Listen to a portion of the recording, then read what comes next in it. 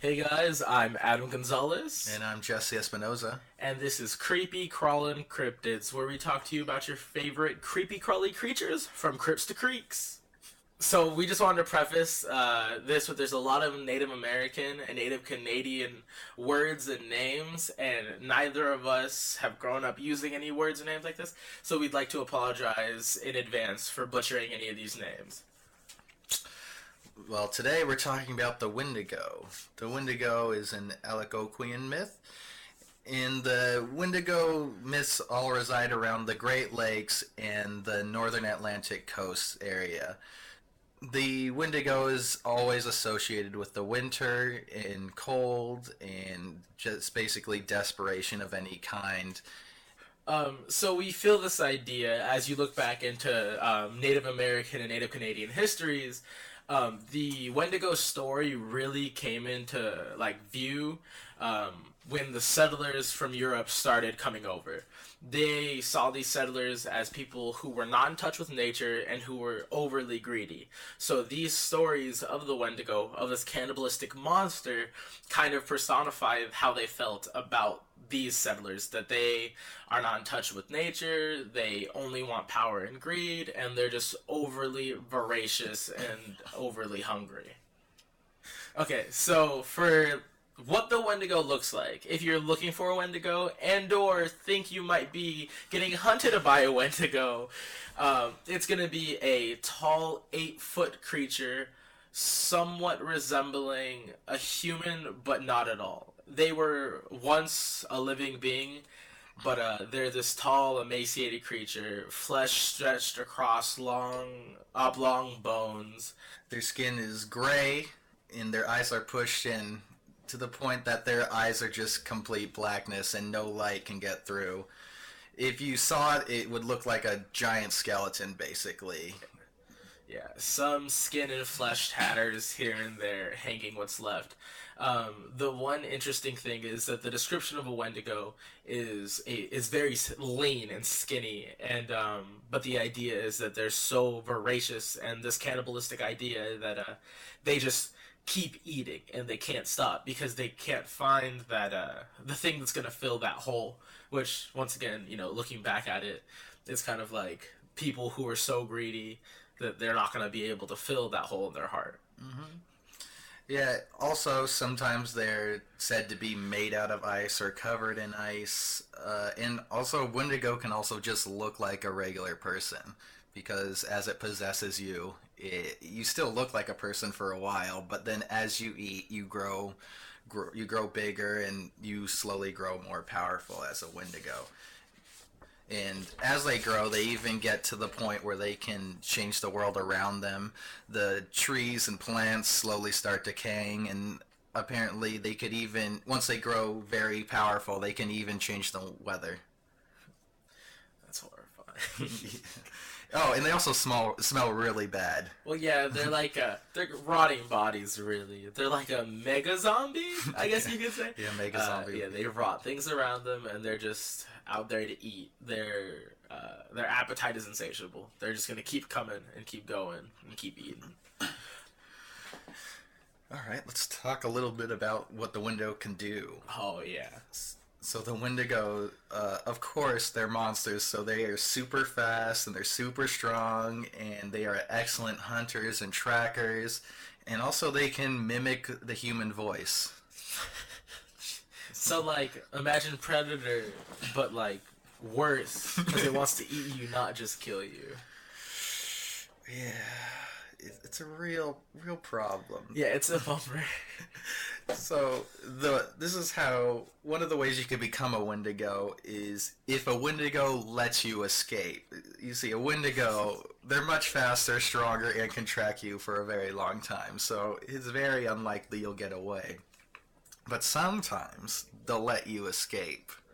And when they do this, they go into your dreams and give you nightmares, and the victims will sometimes get what's called the Wendigo fever. And they'll feel as though their skin is on fire, and they'll just run around screaming and go insane. Yeah. Actually, while reading up and trying to find the specific story I picked for this episode, I came across a couple of like people who had posted up to like Reddit or whatnot, so we can take this with a grain of salt. But it was someone who felt they were being haunted by a Wendigo, and they said that they had an encounter as a child, and that they would see its face in windows or in nightmares and wake up with cold sweats. So, as you can see, this thing has this kind of supernatural pull on you if it decides to let you live. Yeah, also, this is one thing I just kind of came across, so I don't know if there's really a connection. But when you have really bad hypothermia to the point that you're about to die, this actually happens where your skin feels as though it's on fire and you'll rip your clothes off. So since the Wendigo is associated with the cold, I thought maybe that could be like a real world explanation. Well, actually, so speaking on that, I'm not sure if you found this story or not, and it's somewhat correlated to Wendigos, but I forget exactly what the plane was, but a plane went down. Large percentage of the people on the plane died, but the ones that survived ended up surviving off of the bodies of the people who died in the crash, and so a lot of them were chastised once they were saved for having eaten human flesh, and some of them were even driven mad. But that idea of the freezing cold, because I believe it was in Alaska, the freezing cold, not being able to survive, and really just having that will to live beyond having that will to still be considered human. That's a story I stumbled across while looking through cannibalistic incidences throughout the timeline. We'll just talk about like what to do if you come across a Wendigo and how to kill it. Just lay down and let it happen. So let's say somehow you somehow fight a Wendigo and win, but that's not enough to kill it. What you have to do is you have to cut up its limbs and burn it, and you also have to take out the heart, which is covered by ice, and melt it also, but this isn't always easy. Yeah, the Native Americans and Native Canadians were some hardcore people. That's all I know. Alright, you have anything else to add? In terms of fighting it? No, well, not at all. I have a legend about fighting it. Oh, dude. And this one's a doozy. I really love this story. Like, it's literally anime. It only gets better? Yeah, it's an OP character that just Shreks. There we go. Yeah. There it is. Alright, so let's get comfortable for this one. Alright, so, out in the Great Lakes region, the people there were getting threatened by Wendigos. So, people were all disappearing, so of course, they call out for someone to come help them. They gotta get their Braveheart. Oh, they get their Braveheart. So a man shows up named Anway the Killer. Oh. That's a pretty metal name, huh? Yeah, when the killer is part of your name. Yeah. Oh, and this guy, he's jacked. He's the killer? Oh. Okay. So, they tell him about the cannibals and that they can't find them, and so he just listens. He's a stoic character. He listens, nods, and just leaves. So what he does is he hides in the woods and just watches this tribe for a little while, and so he watches each family individually, but one stands out. There's a clan made up of an old man, his wife, and 7 sons. He watched them and learned all he could about them. So, one of the things about cannibals is that in the beginning, they act like everyone else. Like, you wouldn't know if they're a cannibal. Right. So they're just going through their life. They kind of act a little off. They like to go off on their own a lot. And so as he's watching, he goes into their house and finds evidence that they've been eating people. Oh. So he's like... Just imagine that scene. Because when's this take place? Oh, I don't have a time period. Oh, there weren't fridges. Yeah. So I guess they just threw the bones somewhere. I don't know. Exactly. So there's no doubt these guys are the problem. Yeah. He realized the old man is probably the weakest, so he should probably just take him out quick and get that over with. So he follows him, trying to learn his routine. He learns that every morning he would go out to investigate an abandoned beaver dam and see if they returned. Once Anway got everything prepared, he comes out to say, "Oh, hello, brother," to the old man. and Anwei was able to use his magic to make him look like some scrawny little dude. Anwei had magic? Oh, he has magic. You didn't mention that. Oh, he's a magic boy. Oh. So Anwei is like, hey, can you help me catch some beavers? But the old man knew there's no beavers in these abandoned things, so he's like, oh, yeah, sure. Let's come back in the morning. So he's like, oh, okay. So the old man goes home, tells his sons, like, oh, this guy's an easy kill. But his sons are like, wait, there's a dude going around that's hunting for us, so maybe we should be careful. But the old man's like, no, this guy's a scrawny little dude. Like, we could take him, no problem. Right. So the kids are still a little nervous about it, but the old man's like, come on, we're just gonna do it. We could take him. There's a bunch of us. Look, you can't tell your cannibal grandpa no. Yes, exactly. Come on. They don't want It's Wendigo 101. So they go just before dawn to try to ambush him. But they find that Anwei's already there. But now he got rid of his magic, so now he's a jacked boy again. Right, yeah, he's no longer the little boy he was posing as. Mm-hmm. So they see him out near the beaver dams, and they're like, the sons are like, well, maybe we should just surround him. Like, like reasonable people coming across the jack dude. But the old man's like, no, we could take him, no problem. Head on. Yeah, so they go out, and the old man's like, oh, hey, I brought my family to help. Anwei says that he and the old man will make a hole in the ice as his sons go out and gather sticks that he bundled up in the forest. Okay. So the sons go off into the woods as Anwei and the old man make a hole in the ice.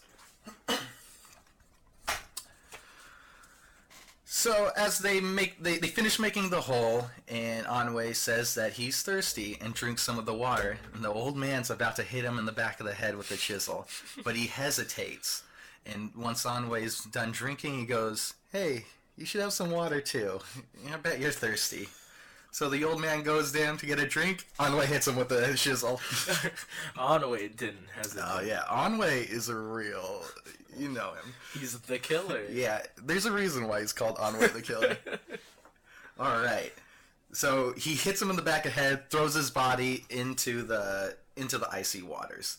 So the sons have a magical connection to them. Yeah. So they know that something's up. They've eaten the same people, so they feel it. Yeah. So all of a sudden, they just start sprinting back. But what Anwei did is that these bundles of sticks are all scattered across at different distances, so they'll all come at him one at a time. Oh, so that's actually really clever. Yeah. So the first three come up. He just takes them out with a chisel, no problem. Mm-hmm. Then the fourth and fifth son come, and he pulls out his bow. One arrow each, straight to the heart. They're down. So the sixth one completely gives himself to the Wendigo powers. So now he's transforming into a Wendigo. Yeah. And he's yelling. He's jumping at him super fast. But Anwei, you know how our boy Anwei is. He dodges. Well, of course. The magic. Yeah. He dodges, just pelts this dude with arrows. And finally, he goes down because he's too weakened. So the last son is like, please. Yes. He's a Wendigo, so it's probably like, please. Yeah. So he goes, please, don't hurt me. Right. So Anwei's like, how much mercy did you show your victims?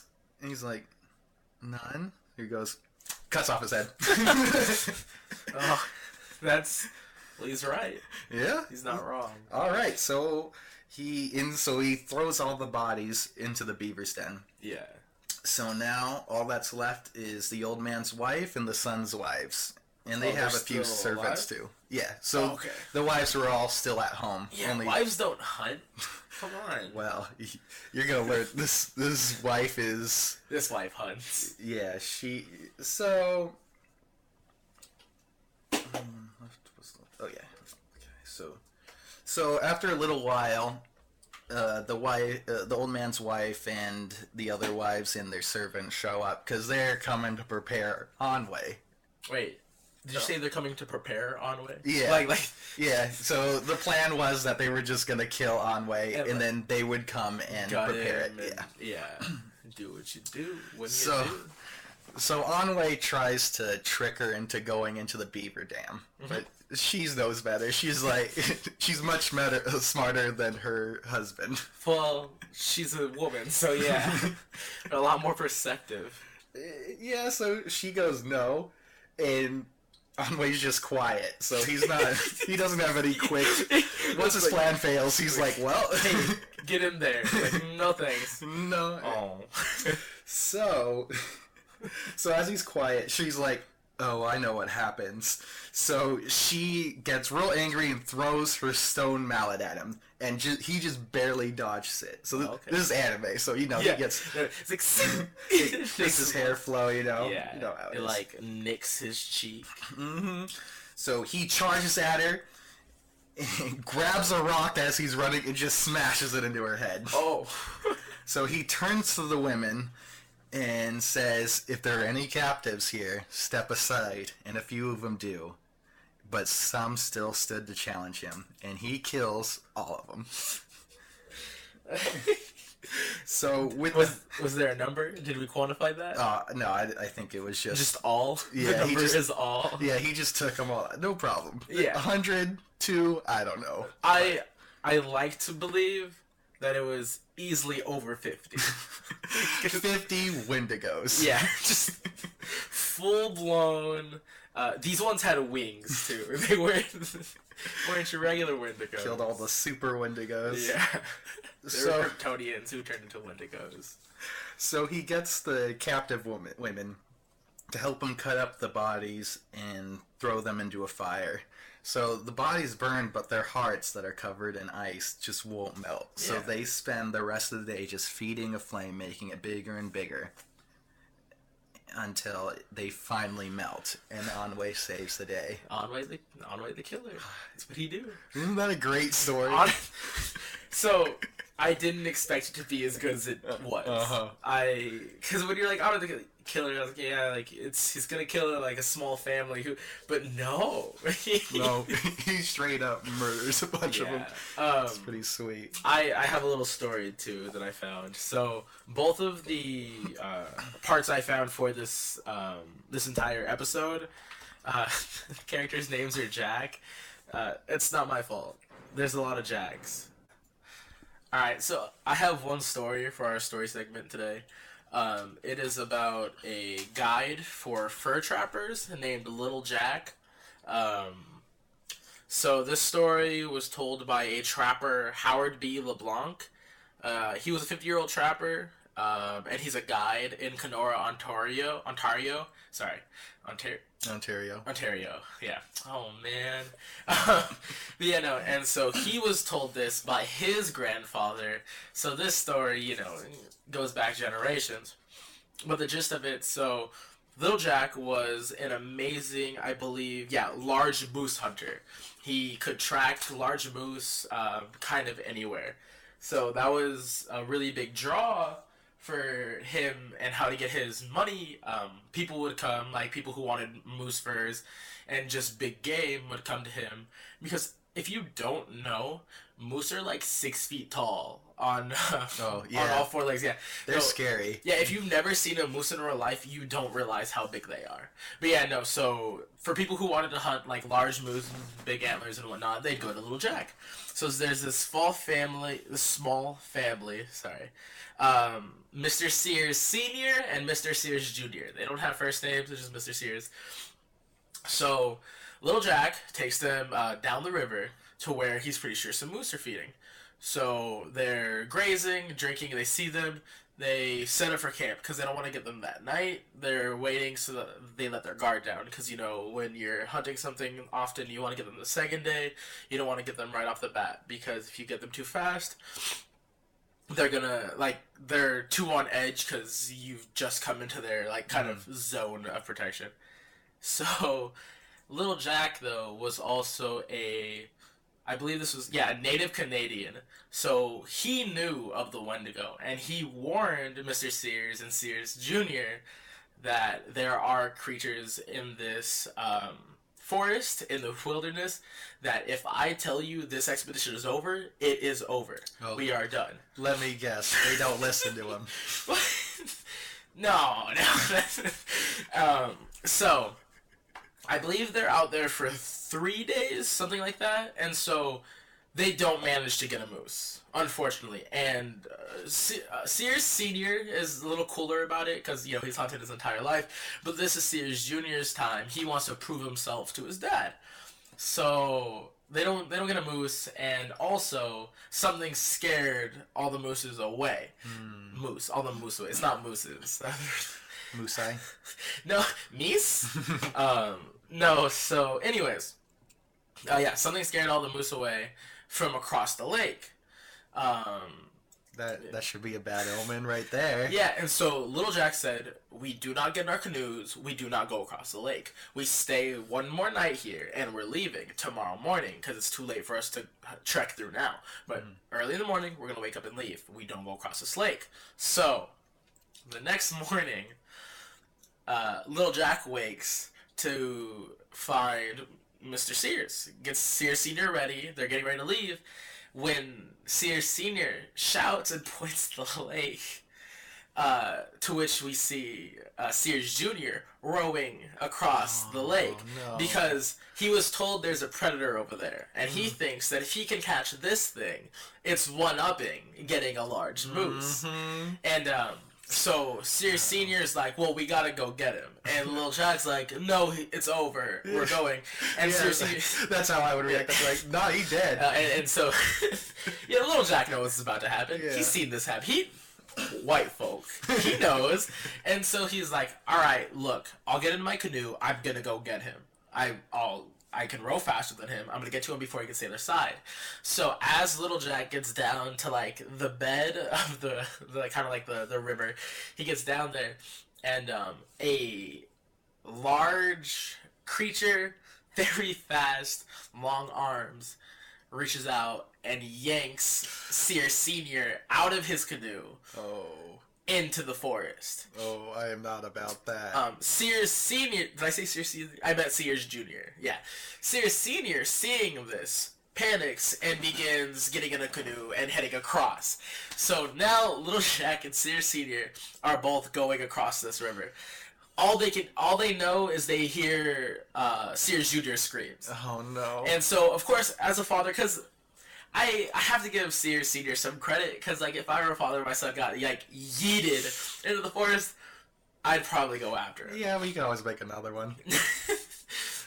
Yeah. You that's why you have a backup kid. Not only that, this was probably early 1900s, and so it's kids were a commodity.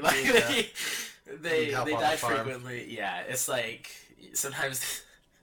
sometimes they'd be 15 and get a cold, and it's time to make a tiny coffin. Yeah, but sometimes you just gotta let Darwinism take its course. Yeah, he made this decision. So Sears Jr.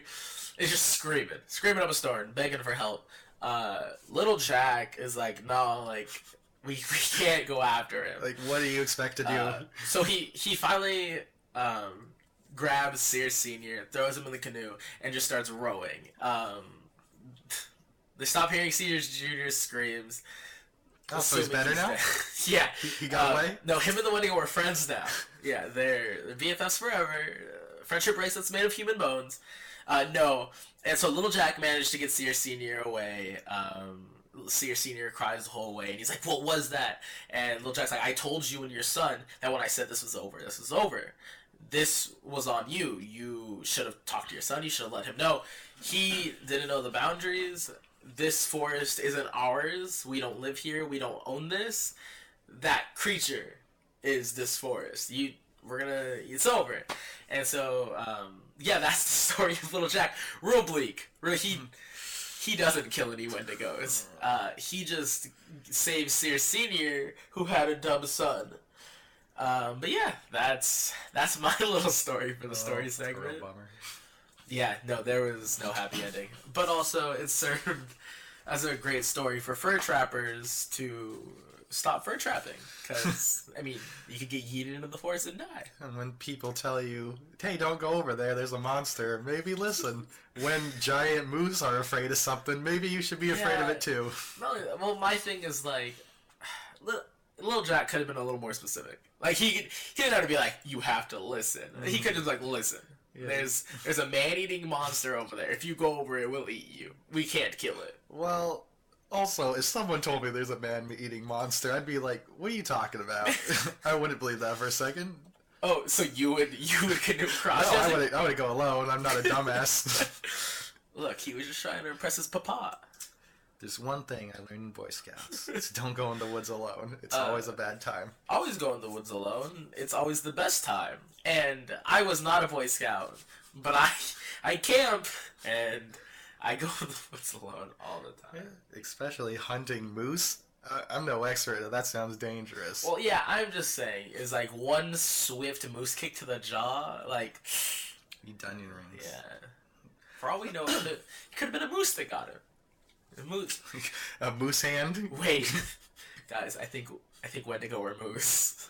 I mean, some kind of mutant moose? That'd be scary, actually. I wouldn't be into that. Yeah, a carnivorous mutant moose. That's scarier than anything I've ever heard. Alright, well, here's my story. Oh. It takes place in New Brunswick, Canada. Brunswick? New Brunswick, Canada. Just outside Gemsig. There's a young married couple living there. That's what I said. I think. You said Gensig. That's gonna be the stitch of this. It's just gonna be me correcting you all the time, but then I'm gonna actively get things wrong. Let's start this over. In Canada. In Canada. I'm sorry. In Canada, just outside of Gemseg, a married couple recently moved into this big house. They had 4 acres of land around them, all filled with dense woods. The closest neighbor that lived by was over a mile away. See, why would you ever move into a home that the closest neighbor is over a mile away? What's your mile time, Jesse? Not much, but... How fast can you cover that distance? Oh, if a Wendigo's chasing me, I think I can go pretty quick. Because here's my point, is that there's not a single creature that if it's chasing you, can't cover a mile faster than you. Every single animal. Most humans, if it's a killer, they are usually pretty in shape. No matter what, the thing that's chasing you is going to be faster on that mile. Well, people do this. I don't know why. Yeah. Are they white? I mean, Canada. Yeah, they're white. So. It's like the lights like actively flicker and someone's yelling "get out" from their house, like in the middle of the house. And someone's standing there and they're like, "Oh, come on." Just like, the wind. No, yeah, we left the window open and the wind blew in and kicked our cat to the wall. And wrote "get out" on the walls with the cat's blood. Yeah. These Canadian winters. Well, it was the winter. It was the largest snowfall they've had in decades. Oh no! So, it's really good though. It can be really good because water. So the husband wakes up to the dog barking and scratching at the door. So he just assumes that the dog needs to go out to go to the bathroom. Yeah. So he gets up, he lets the dogs out, and the dog just bolts into the woods. So he's like, "Bro, come back!" So he's yelling, trying to get it back. So it's not stopping. It's just running straight into the woods. Does the dog die in this story? You're gonna have to listen till the end to find out. This is a bad story. All right, so he slaps on his boots and he goes in. He has his little flashlight and he's looking around and he can't find his dog. Wait.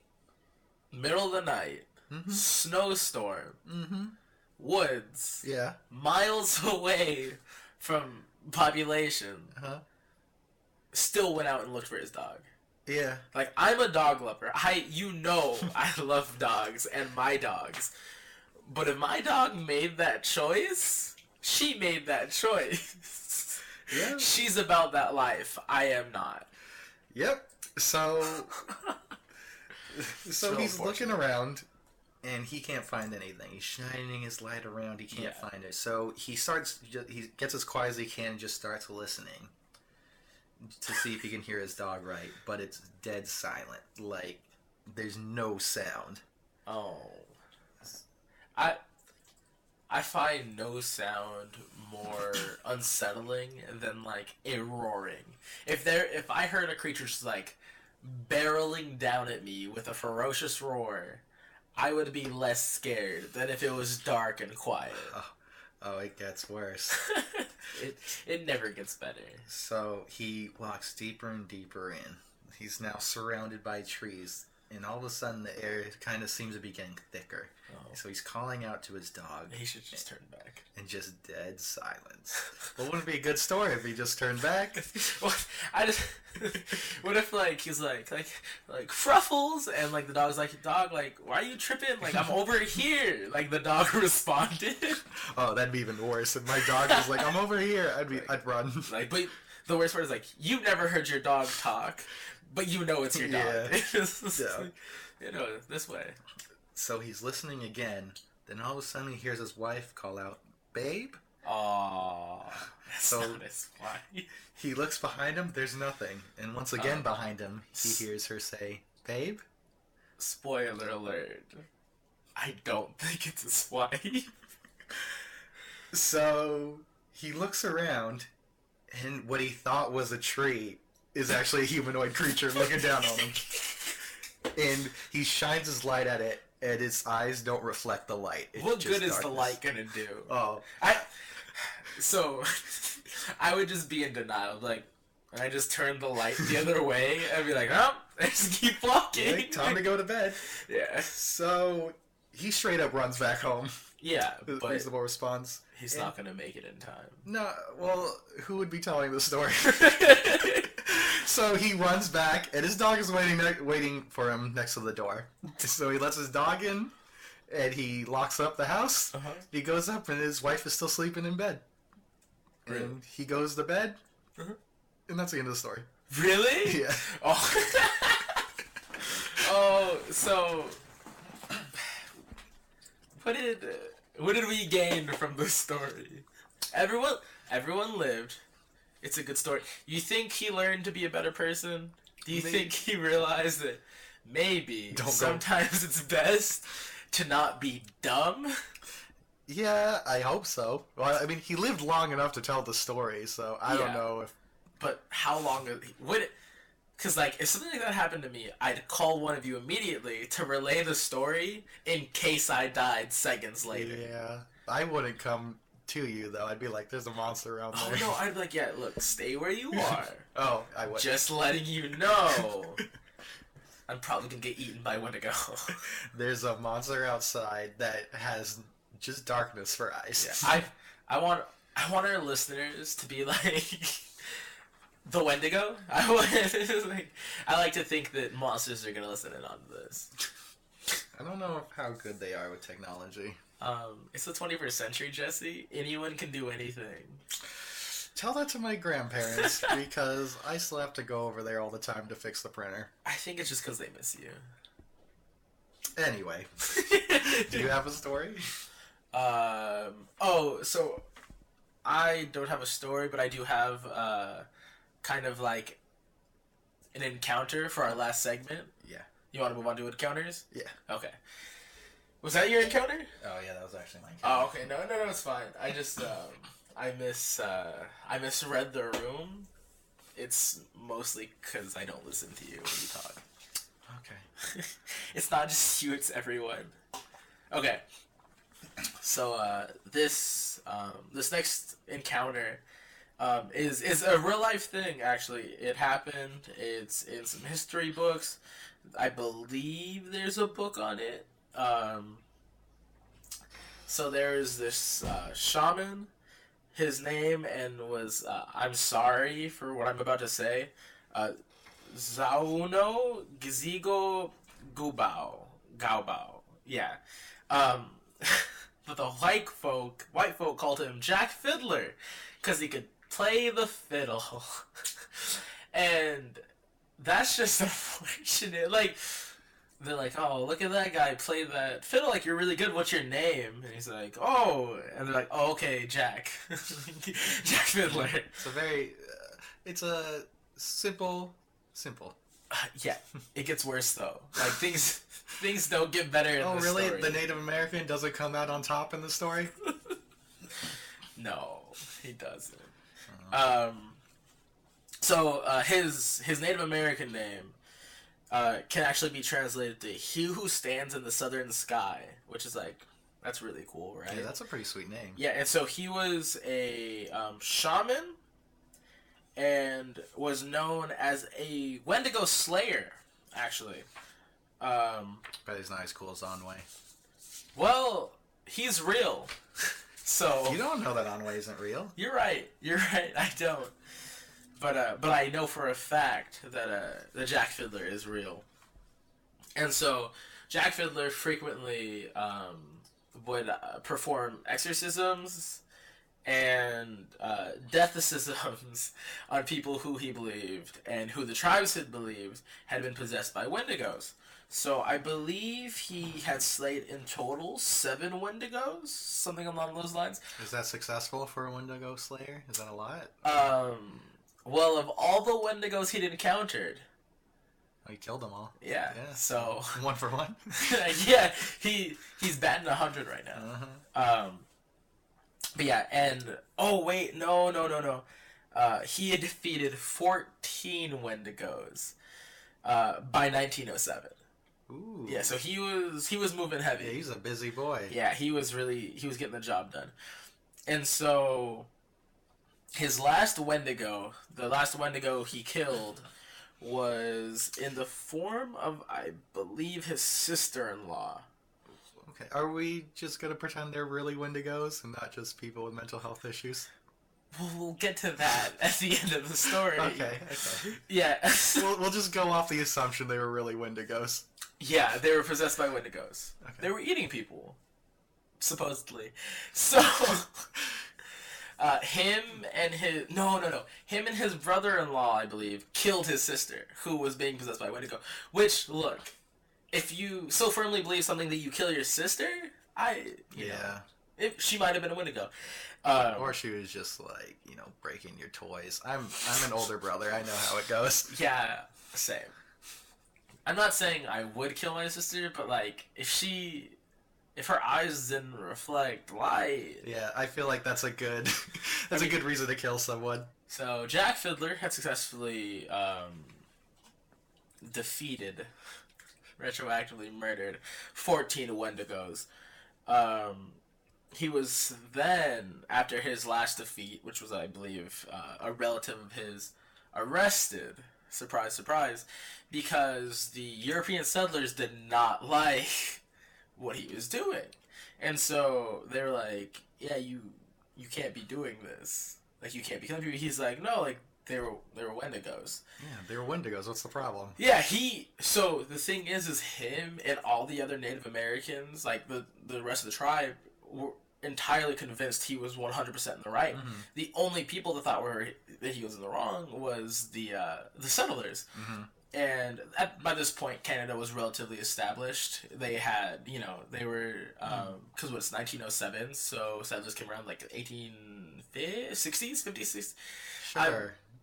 I'm close. I'm ballparking, but I'm close. It's between 0 and 1907 is when they came in.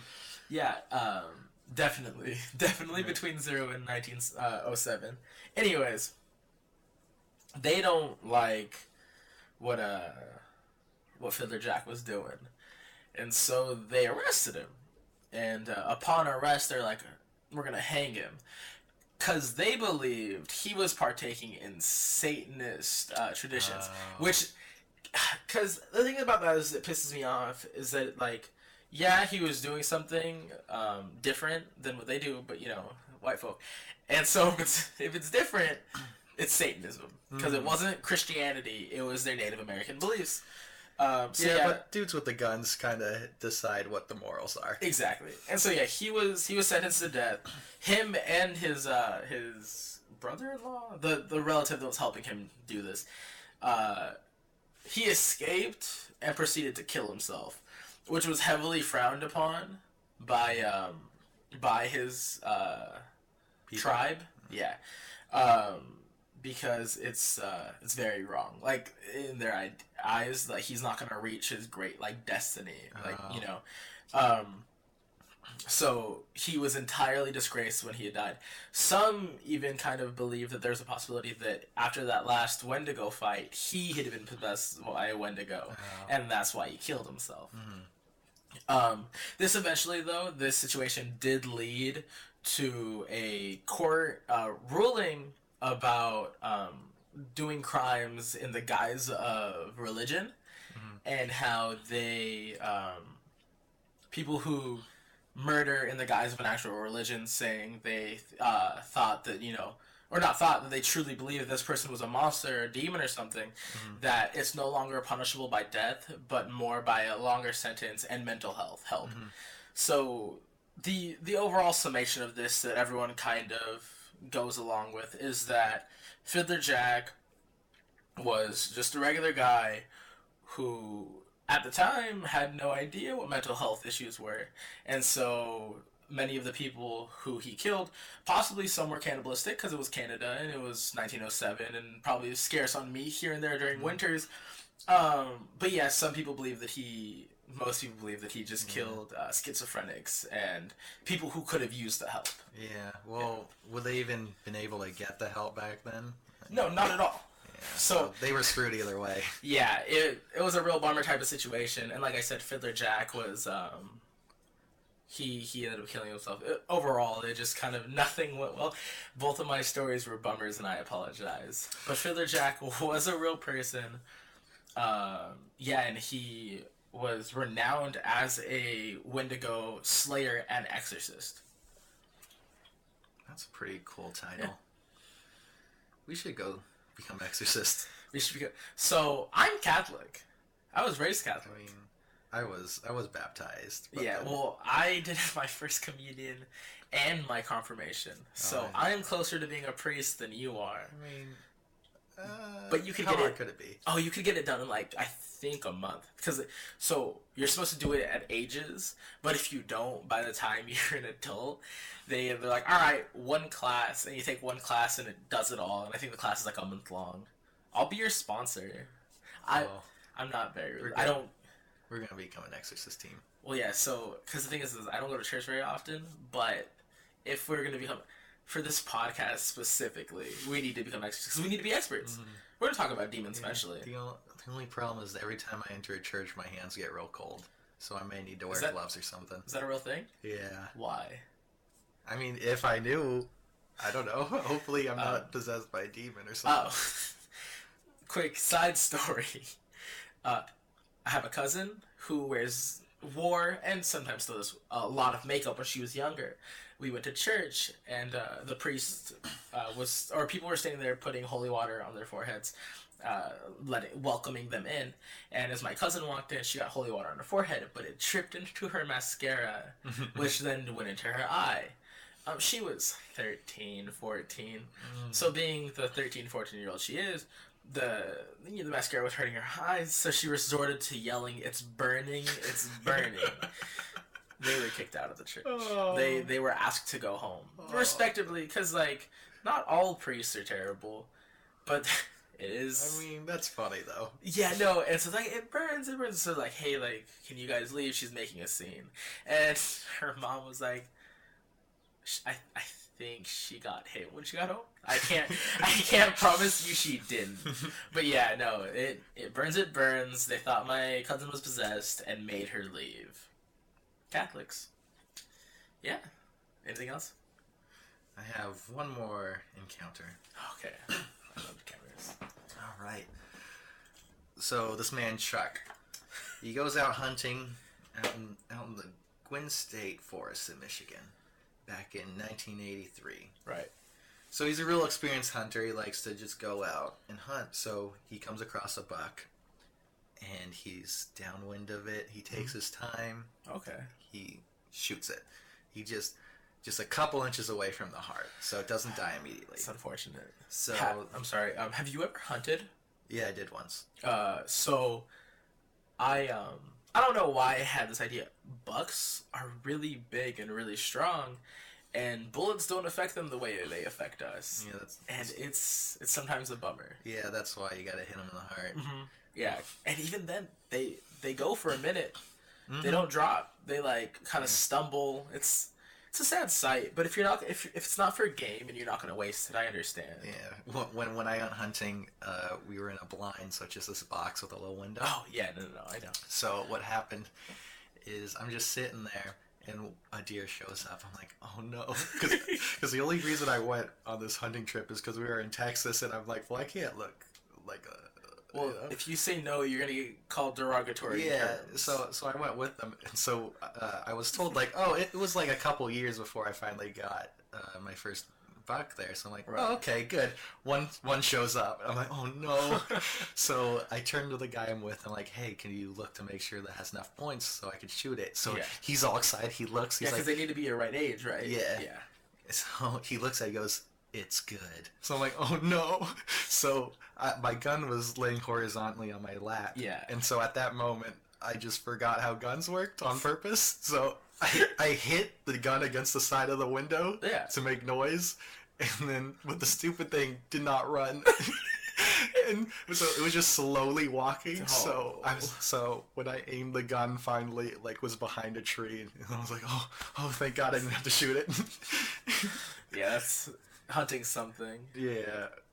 Well, anyway, so this guy Chuck, so he follows it because it's still bleeding out, so it's easy to track. Yeah. You can just follow the blood. But So he's not the only thing following the blood. oh, how did you guess? So he goes across this clearing, and so he sees the buck laying in the ground, and Right. its breathing is heavy, so you know it is Dunyan rings. Oh yeah. So as he gets closer to it, the air gets thicker, and it's once again dead silent. Oh no. And he's like, ruh-roh. So so as he gets closer to it, he notices this like thing that he thought was just a pile of snow behind it, because it's this very light gray.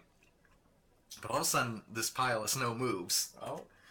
and a face rises up behind the buck. And It's time to go. it's dripping with blood, and Chuck said it was the most evil expression he ever saw in his life. Interesting. And so this thing was incredibly thin, and although it was crouched, you could tell that this thing was crazy tall. And so as this thing looked at him, it gave off a high-pitched screech. And he got out of there. Yeah, he skedaddled. Mm-hmm. He never went hunting there again. Oh, why would you? Yeah, that's a completely reasonable response. It's like the most dangerous game. When you become the hunted, the hunter becomes the hunted. Have you read The Most Dangerous Game? I think so in high school, but I Yeah, don't like remember. this dude, he's like a big time hunter. So like he's a terrible person, and he falls out of the boat or the boat crashes. He ends up on this island that this rich dude, who was also an amazing hunter, has gotten, and he uses lights to get people to crash, so that way he can hunt them on his island. However, the main character manages to hunt him back because he's such a great hunter and wins. He wins. But it does imply that like now he enjoys hunting the most dangerous game. So it appears as though he's gonna take over the estate and continue hunting humans. I mean, you might as well, right? I mean, if you have the money. It's sort of like a Sith game that you keep killing the master until you become the master. Do you think like because you know like the phrase like idle hands are the devil's playground. So like when you have so much money and you're so bored, it's like guess I'm gonna go kill really precious animals the environment needs. Well, that's how you know you've made it in life, is if you get invited to a secret island to hunt people. Because only a select few can do that. I bet Beyonce and Jay-Z get invited to those islands. I mean, of course. Well, yeah. If you were hunting people, wouldn't you want Beyonce and Jay-Z to be there? Have you ever heard the theory that the royal family are are Satanists slash cult slash child murderers. No. Yeah, it's like I'm not gonna go into depth because it'll make this like an hour 30, and it's entirely off base.